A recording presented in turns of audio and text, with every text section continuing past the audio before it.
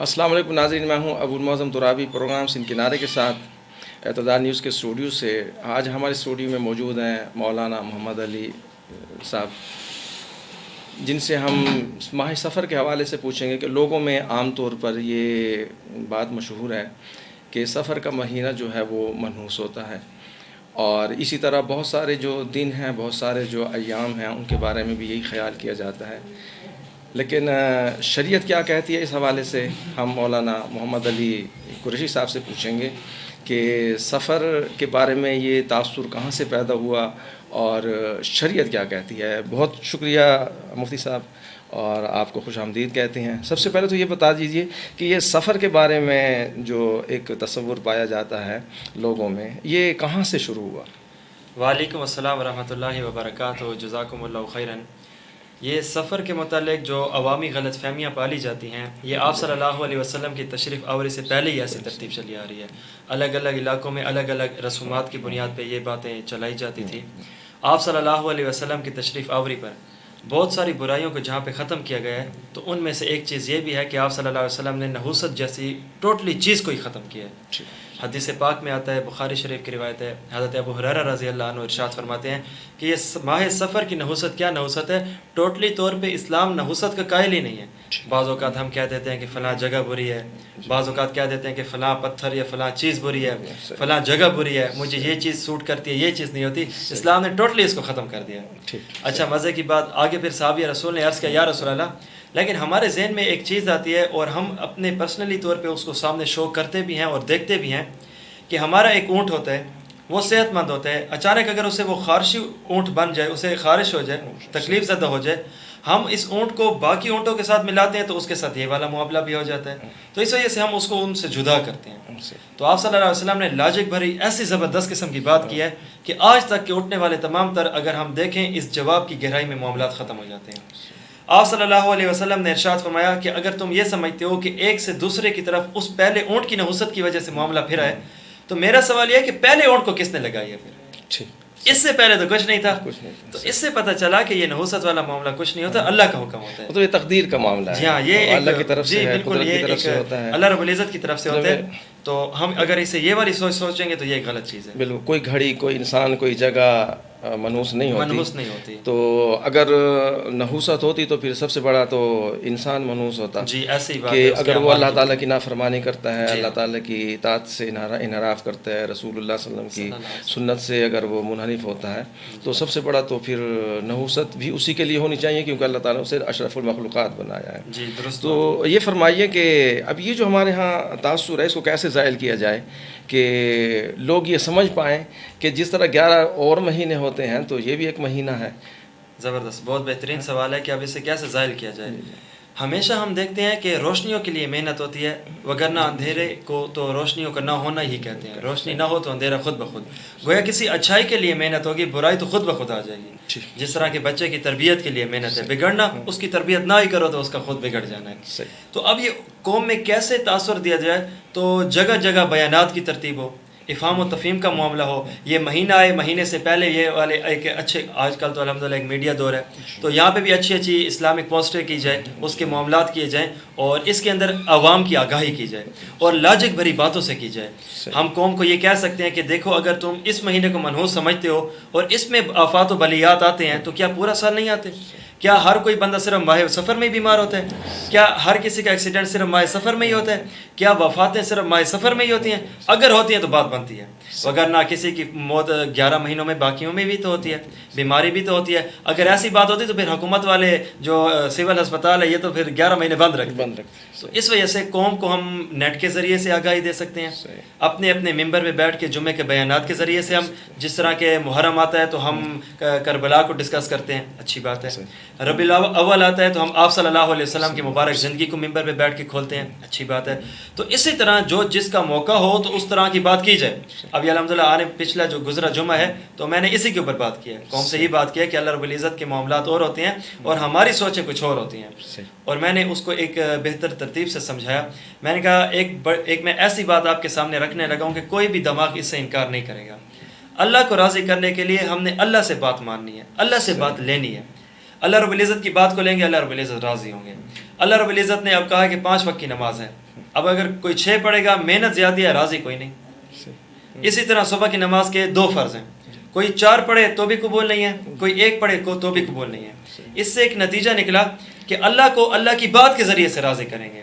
ہم اگر اپنی طرف سے کوئی عقیدہ جھاڑ لیں گے, گھڑ لیں گے, من گھڑت ہوگا, وہ کوئی معاملہ بھی نہیں ہوگا. تو ان آگاہیوں کے ذریعے سے قوم میں یہ جہالت ختم ہو سکتی ہے. تو اسی طرح جس طرح یہ معاملہ ہے تو علم کے آنے پر ہی جہالت ختم ہوگی. اب جس طرح آپ صلی اللہ علیہ وسلم کے آنے سے پہلے جہالت ہے, آپ صلی اللہ علیہ وسلم نے محنت کی ہے تو وہ جہالت ختم ہو گئی ہے. تو یہ بھی جہالت اسی انداز سے ختم ہو مطلب آپ کا مقصد یہ ہے کہ جو عبودیت ہے, جو عبادت ہے, جو بندگی ہے, جو اطاعت ہے, وہ اللہ اور اس کے رسول کے حکم میں اور ان کے مقرر کردہ جو راستے ہیں ان میں ہے. بے شک اسی اس سے اگر ہم ہٹ جاتے ہیں تو پھر اس کے بعد تو پھر کچھ بھی نہیں بچتا. اگر ہم نماز بھی اگر ہم 2 کی بجائے 4 رکعت پڑھنے کی, ہم نے تو 2 رکعت, اللہ نے 2 کا حکم دیا تھا, حضور نے 2 پڑھی تھی, ہم نے 2 اور پڑھ لیں تو وہ زیادہ خوش ہو جائیں گے. تو مطلب نہیں, یہ ایسا نہیں ہوگا. تو یہ بتائیے کہ قرآن پاک میں بہت سارے ایام کی بھی, بہت سارے مقامات کی بھی, بہت مہینوں کی بھی, اور حضور صلی اللہ علیہ وسلم کے فرمان کے مطابق بھی فضیلت آئی ہے. جمعۃ المبارک کی فضیلت ہے, ماہ رمضان کی فضیلت ہے, رجب شعبان اور ذی الحج کی فضیلت ہے, محرم الحرام کی فضیلت ہے. اسی طرح بیت اللہ کی, حرمین شریفین کی, مسجد نبوی کی فضیلت ہے, بیت المقدس کی اور مسجد اقصیٰ کی بھی فضیلت ہے. تو اسی طرح ایام کی بھی, وَتِلْكَ الْأَيَّامُ نُدَاوِلُهَا, ٹھیک ہے. تو کیا اس طرح کوئی قرآن پاک میں یا احادیث میں ایسا بھی ہے کہ کہیں نحوست کی بھی کوئی بات کی گئی ہو کہ یہ گھڑیاں جو ہیں, یہ مہینے جو ہیں, یہ مقامات جو ہیں, یہ منحوس ہیں؟ نہیں حضرت, اس حوالے سے بالکل بھی بات نہیں کی گئی.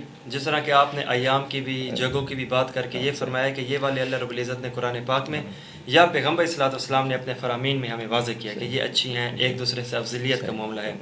لیکن یہ کہیں پہ بھی اس انداز کا ہمیں مفہوم نہیں ملتا کہ کوئی چیز منحوس ہو. ہاں اگر ہوتی تو حدیث پاک میں بخاری شریف کی روایت ابو ہریرہ رضی اللہ عنہ راوی ہے, نبی علیہ السلام نے ارشاد فرمایا اگر ہوتی بھی تو گھوڑے میں, گھر میں, عورت میں ہوتی, لیکن یہ کہ کوئی کنسیپٹ ہی نہیں ہے. تو نحوست والا جو معاملہ ہے, کیونکہ ہم پاکستان میں ہیں تو ہمارا ایک پڑوسی ملک بھی ہے, تو یہ جو معاملہ اس سے پہلے جو تھے بر صغیر میں ایسی بدشگونیاں پائی جاتی تھی, تو یہ مسلمانوں میں جو ایک عام رواج ہے یہ وہاں سے آیا ہے. تو یہ ایک ہمارا جو مذہب ہے الحمدللہ, مذہب دین اسلام, یہ ہمیں اس چیزوں سے نکلنے کا کہتا ہے. تو اس جیسی کوئی بھی بات ہمیں نہ قرآن کی آیات میں ملتی ہے, نہ پیغمبر صلی اللہ علیہ وسلم کے فرامین میں ملتی ہے. اچھا, اس کا مطلب یہ ہے کہ آپ نے اس کی بر صغیر پاک و ہند کی آپ نے بات کی ہے. اور تو ہم یہاں جو ہے وہ ایک ایسے مذہب یا ایسے لوگوں کے ساتھ منسلک یا وابستہ تھے جسے ہندو مت کہا جاتا ہے. اور یہ ہندو مت میں جو ہے توہمات بہت زیادہ ہیں.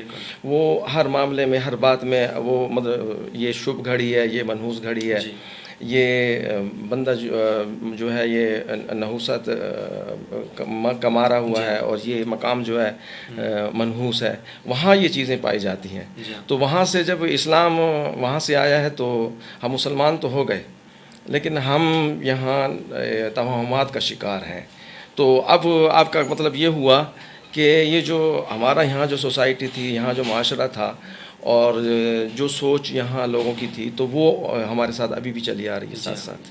جی, ہماری جو عوامی طبقہ ہے جو دین سے مطلب صحیح معنوں میں وہ معلومات نہیں رکھتا, تو پھر اس کے پاس جو اڑتی ہوئی خبر آئے گی وہ اسی چیز کو ہی پریفر کرے گا, وہ اسی چیز کو ہی فالو کرے گا. تو اس کی بنیاد پہ جہاں پہ ہم نے ہجرت کر لی تو وہاں پہ تھوڑے سی نظریات کی بھی ہجرت کر لی. تو اس معاملے پر ایک وضاحت ہونی چاہیے, جس طرح کہ آپ کا پچھلا سوال تھا کہ یہ کس طرح ہٹے گی. تو یہ ایک زبردست طریقے کی عوامی مہم چلانی پڑے گی, آگاہی مہم چلانی پڑے گی, کہ جس کے اندر اس بات کو ہم نے دھونا ہے لوگوں کے ذہنوں سے.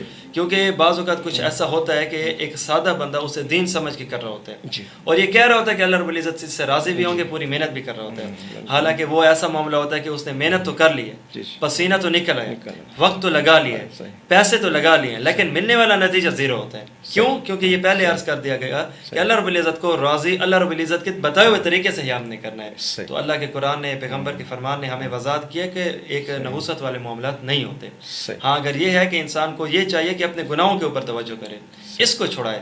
باقی یہ کہ جگہوں میں نہیں ہوتی, دنوں اور علاقوں میں نہیں ہوتی. اسی طرح اپنے آپ کو انسان دیکھے سنت کے مطابق گزار رہا ہے تو اس کا ہر آنے والا گھڑی اس کی پچھلی گھڑی سے زیادہ بہتر ہو رہا ہے. صحیح. تو اس چیز کو پریفر کرنا چاہیے. تو اچھا ابھی آپ نے ایک اور بات کی تو میرا ذہن اس طرف چلا گیا کہ ہم جب حضور صلی اللہ علیہ وسلم کی جائے ولادت یوم ولادت کو دیکھتے ہیں اور پھر اس کے بعد اس کے ساتھ ہی ہم ان کی وفات کو بھی دیکھتے ہیں, تو ہم ولادت کی خوشی مناتے ہیں لیکن ہم ان کی جو وفات کا اس طرح غم نہیں مناتے. تو مطلب ہم اس کے بارے میں منفی سوچ نہیں رکھتے.